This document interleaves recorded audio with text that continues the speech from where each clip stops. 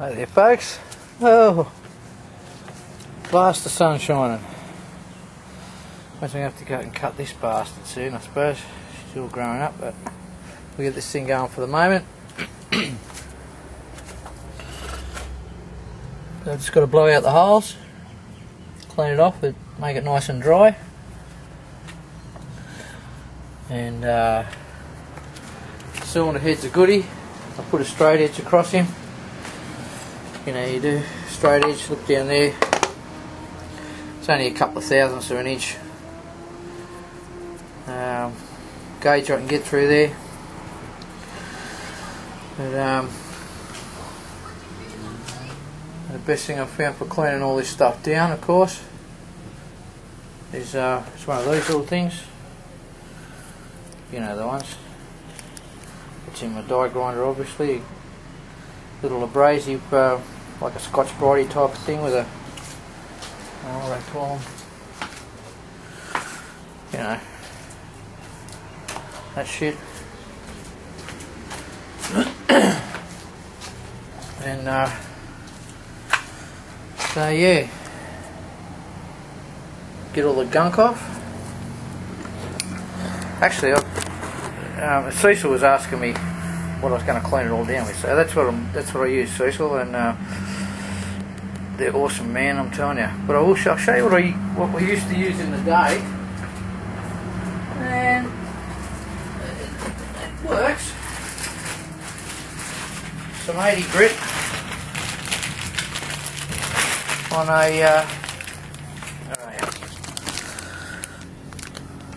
one of those things, a palm sander or orbital sander. Yeah, so we used to use that. Just buzz it across with some 80 on it. That was good before they brought out those little abrasive discs. I remember I'll come back in the day. Yeah. But I'll just give you a look at something here. I'll see if I can set you up. Yeah, you can. Yeah, I'll see. You might have to zoom it in. Where are we? Yeah, out there. A bit. Oh. I'm going to turn that around just a tad. You can see this little locating dowel there. Now it's come off with the cylinder head, and I'll just give you a look.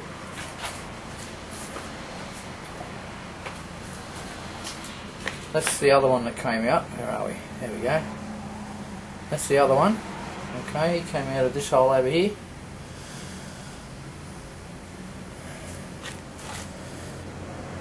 Is it focusing? Come on, focus.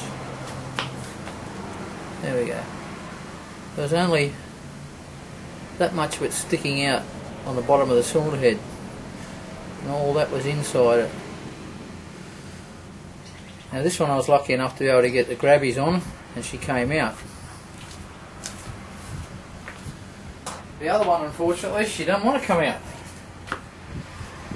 Had the grabbers on it and all. I'll just show you a little trick.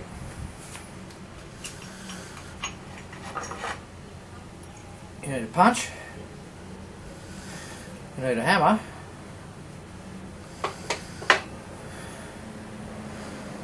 and an easy out. One of these tush ones is the best ones that I've found. We put it in there. Sit this up here because I've only got two hands. If I had a helper, he'd be holding the cylinder head for me. Oh, he'd be holding the cylinder head for me. So we'll get this in here. You need to keep, you can't really see there, can you? You need to keep a bit of tension on that easy out, and just bang the punch.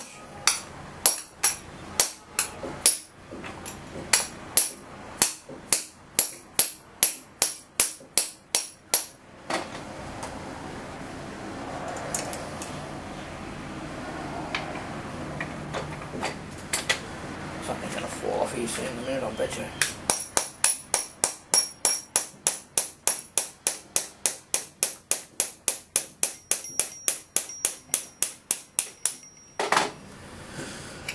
And there you go. There she is.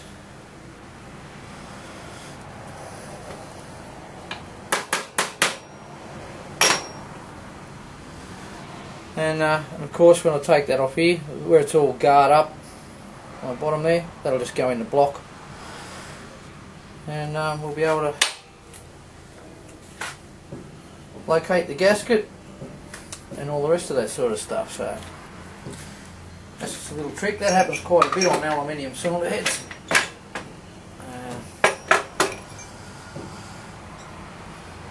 Yeah, so that's a pretty cool thing. Easy up, gets them out. Back with you soon. Okay, so we're cleaned down and blown all the holes out, got all the oil and water and muck and dirt and crap out of. We'll get our locators back in the block, one over there and one over here. Next thing I do, I think I showed you guys before, Permatex 3, it's the sticky stuff. I've had it for years and even still, that sticky that's on the outside there, that's the gear I like. And if you've seen my other videos with doing heat gaskets, you'll see that I put it only around the water jackets and the water jacket holes, and the sealing rings on the heat gasket will do the rest of the jobs for themselves. So we'll get a bit of muck on there and we'll put that on it. Yeah, so again, like I say, only want to put them around the water jackets. And the reason is, anyone remember from my last time I did one?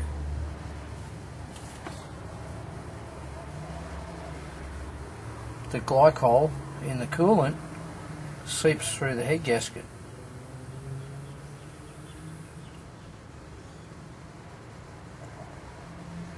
That's why I put that there, because it will seal up that little area.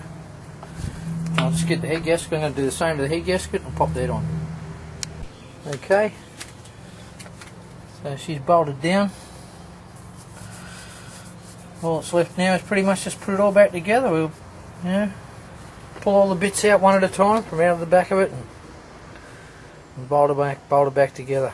It's not a hard thing. It's not an awkward thing. And yeah, so I guess if I get a good run on this, what time is it? Hang on, what's it say there? Oh, 5:30 it is. Just realised that my camera has a clock on it. Okay, so it's 5:30. Probably going in for dinner in a bit. We'll just see what happens. But yeah, should get into it while the sun's out. We haven't had sun for 60 days. It's the first. I think we're probably in the 30s today. We're lucky to get out of the 20s, out of the mid 20s up till today. And the sun's out booming. It's as humid as a bugger. And yeah, so I'll get this sorted out and I'll have to mow that bugger.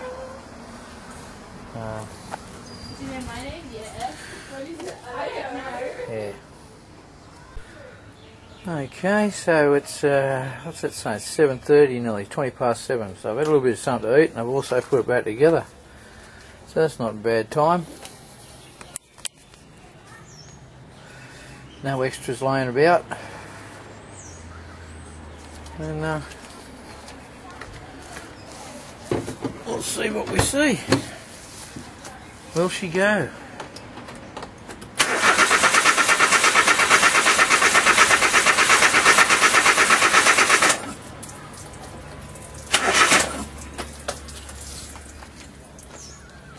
What's pissing out of where? Oh, I know what's pissing out of where. Okay. Not bad for an afternoon. Only one screw up. I got to it before there's any damage. There's a fuel line down there. Numpkins forgot to hook it up. Okay, here we go. Oh! And that's just to prove that I didn't start it before. That's dead cold. Oh, that's cool. You should be happy with that.